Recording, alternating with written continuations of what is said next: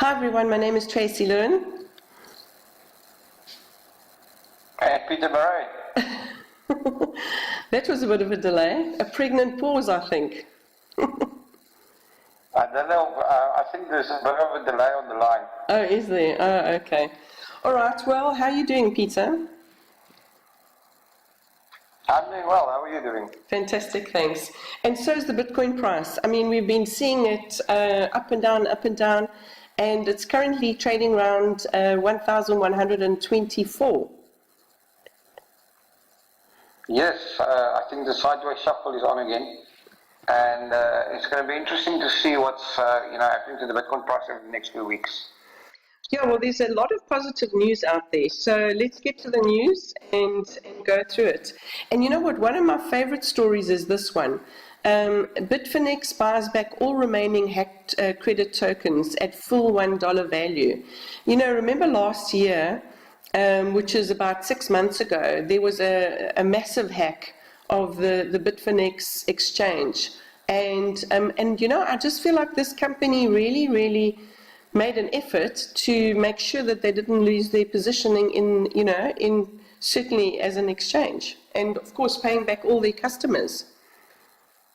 That's very good of them, and I'm glad that happened. So customers didn't lose any money, and Bitfinex, like you say, it's a very good testimonial for them that they did this. Yes, absolutely. So it's quite impressive, I think. You know, in fact, when that hack happened, we actually thought that the company was going to die, and sure as nuts, it hasn't. Just another, there's quite a few stories that are coming through with, regards the solution to Bitcoin's block size debate. And so there's a lot of people that are now trying to propose different things. So this is just an article of another developer proposing a hybrid SegWit solution. So you know what, we certainly are not close to any decision, it seems, at this point. No, I think this is the thing. I mean, at some point everybody thought that Bitcoin was going to do this hard fork, and now I don't hear anything about this anymore.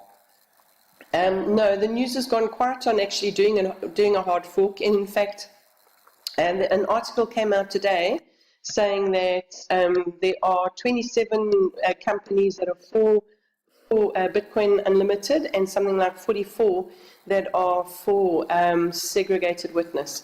But anyway, talking about segregated witness, Litecoin is probably going to be the coin that's going to try it first. That's going to be very interesting, and I wonder if this is why Litecoin has had some support recently. Well, very much so. I mean, they've really jumped up, you know. It's actually incredible to see where Litecoin has ended up. So they're doing pretty well. And I've actually done an explainer video on Litecoin. So if anybody wants to know about Litecoin, just go to our YouTube channel and you'll see a little video there.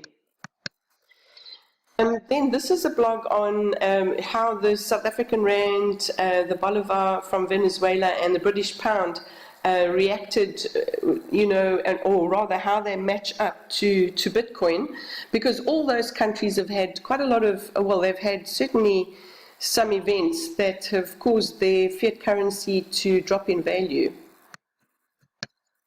That's for sure, and it's a very interesting blog post that I would recommend anybody to go read it.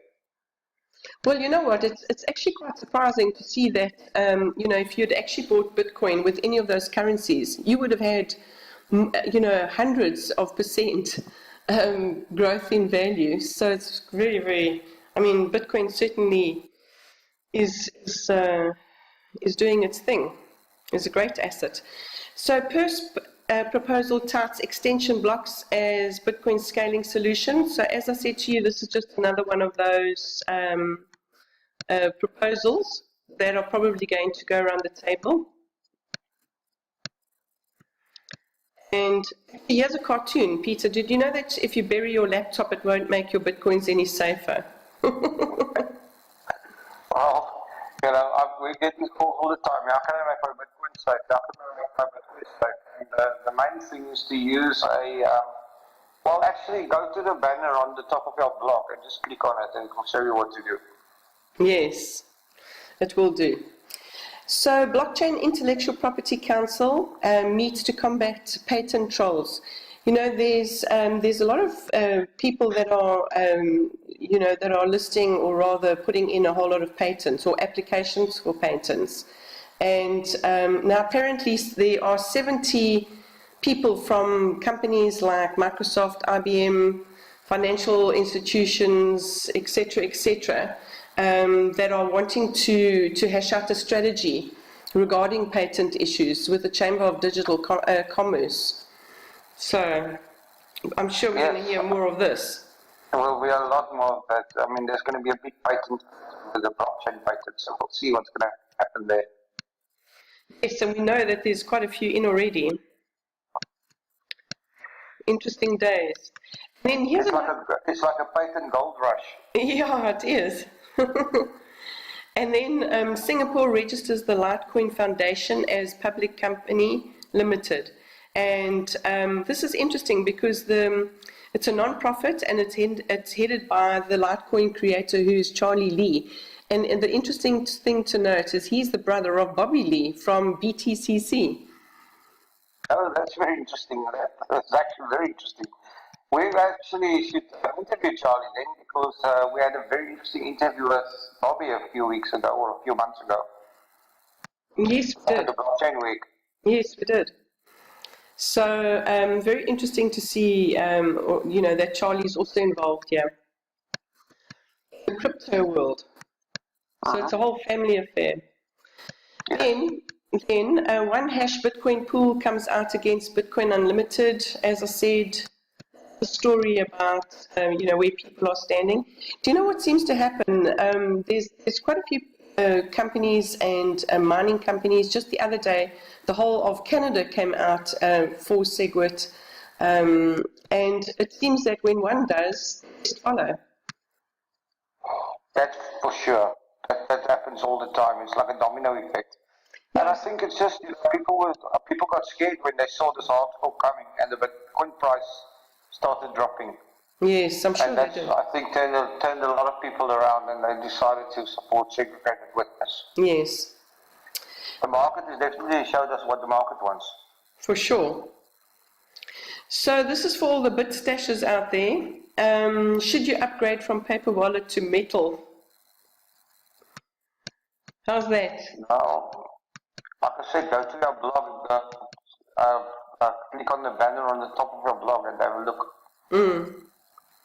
So, this is interesting as well. You know, obviously there are a lot of people who just want to keep their Bitcoin offline and in their safe at home, but there are other ways to do it as well.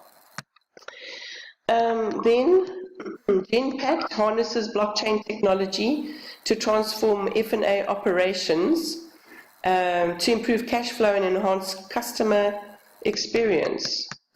And this is, they say that they are an artificial intelligence solutions leader. Oh, interesting. Well, they're saying they're focusing on delivering digital transformation and re-imaging how companies manage order-to-cash operations via digital finance and accounting. Oh, very, very interesting indeed then. Yeah. There's, obviously with Bitcoin, we see there's a hang of a lot of startups that are on payment, the whole payment process. Well, the thing is with Bitcoin is, we know that Bitcoin is how did the guy say, the internet of money. It's quick payments, it's convenient. All you need to pay somebody is a Bitcoin address, and you can also make payments in very small amounts, micropayments. So yeah, why wouldn't you use it? Yes, absolutely. And then Bitcoin mining, retirement plan or missed opportunity. There's still a lot of people who are asking about mining. So most people actually mine in pools these days because of the difficulty. I think people think that mining is a way to create free Bitcoins, and this is not true at all. No. It's a major process that costs a lot of money to create Bitcoins. Exactly. So, Peter, just another one explainer I did this morning, which is about Monero. So, what is Monero? Here's a little short video explaining what it is, just touching on it, and also links to the Monero page so that if anybody's interested, they can go there, download the client, and, get started. Or rather, even just hook up with the community as well. Very, very interesting. And people should be watching these videos. I mean, you've made quite a few of them now on the altcoins. So if you want to know what any of these altcoins are for, what they are, who they are, go watch these explainer videos under, Tracy, are they under frequently asked questions on your blog? Actually, they're on the blog. They're on our playlist. I haven't put them on the blog yet, but they'll be on by tomorrow. Okay, so they're on your YouTube playlist. So that's where you should be going. Yeah. Your YouTube channel is one of the playlists, and you'll find all of them. And then Kim.com, he previews his Bitcash, and he's just saying that Bitcoiners must get ready because Bitcash is going to take Bitcoin to the mass market. Kim.com. I'm not sure what this Bitcash is, but he's a very interesting character. Yeah, he certainly is. And in fact, it was going to launch earlier this year, but then he put it on hold for some reason. So he's clearly still working on it. Well, it's not somebody who does things by our measures, so we'll see how this ends up. Yes. Cryptocurrency Ethereum gains popularity. More Asian companies take note. And this is a Octagon strategy. It's a Hong Kong-based commodities and digital assets trading house. So. Very, very, very interesting. I mean, a lot of developers and corporates are getting behind Ethereum now, so we should be keeping our eye out on Ethereum. Yes. They say that they're going to formally commence trading Ethereum on the over-the-counter trading desk. So, yeah, making it easier for people to get Ethereum. Yes. And then here's another. In fact, I've done 5 videos on altcoins. I'll look at the next 5. And one of them is Zcash, and that came in that's one of the top 10 cryptocurrencies by a market cap at the moment. But the interesting thing is that these altcoins always change. They always change. There are some that are consistent, but they change in ranking. Oh, yeah. Well, Bitcoin has been consistently number 1. Yeah, consistently, and will be for a long, long time. So, Polish ministry backs blockchain best practices proposal, and it's a government agency in Poland that's put in place best practices documentation, and because they actually want the blockchain industry to self-regulate. Yeah, I'm still not sure why the blockchain industry has to regulate. Because blockchain is a technology, it's a computer program. So I would like to understand what they really want to regulate on the blockchain. Yes. I understand that they wanted to regulate Bitcoin and digital currencies because that could be seen as a financial instrument. But blockchain itself, or the blockchain technology, that is a computer program. Surely that shouldn't be regulated. Be interesting to see what happens. I'm sure we're going to hear more. And then this is another explainer video. And I have to say, Peter, we're getting so many views on Facebook. I mean, we had something like over 46,000 views on our YouTube videos. And honestly, we didn't even post a lot of them. So, clearly it's a good thing to watch them. This is a little bit about what Bitcoin mining is, because everyone's interested in what Bitcoin mining is. Yeah, absolutely. So. And here's the link to the frequently asked questions. Let's go up. And blockchain startup Wire acquires Remitsi for China market push. Oh, that's very interesting. Remitsi. And it's a blockchain cross-border startup. Okay. And it says here they've acquired one of their competitors as an undisclosed deal. For £1, for 1 Bitcoin. Yeah. And So here we are at the coin exchange, and this is working pretty well, Peter. Yes, it is. It's actually working quite nicely, and you can go there and you can exchange your bitcoins for altcoins and vice versa. Yeah, it's definitely making it a lot easier for people to get into the altcoin market. Or if they got altcoins, they want to get into Bitcoin. So there you go. Yeah, very much so. So just go there and convert your coins, play around. Yeah, absolutely. Now, you know what? We're going on to the last two stories, and they're both about Japan. And honestly, I'm so excited about Japan because on the 1st of April, Japan, they had passed a bill earlier, but they put it into action on the 1st of April, which meant that Bitcoin is going to be or rather, is now a legal payment system in Japan, and it's just causing the most amazing things to happen. And I think it's just going to, this is another domino that's going to start falling and affecting other countries. I think this is major news, and I'm surprised that it hasn't had a big effect on the Bitcoin price. Yes, and the other thing is now they're also starting to work, the Accounting Standards Board of Japan, they're also going to be working to come up with some or other solutions around how to manage digital currency. So there's a lot of change in the country, but there's certainly a hell of a lot of excitement, I would imagine.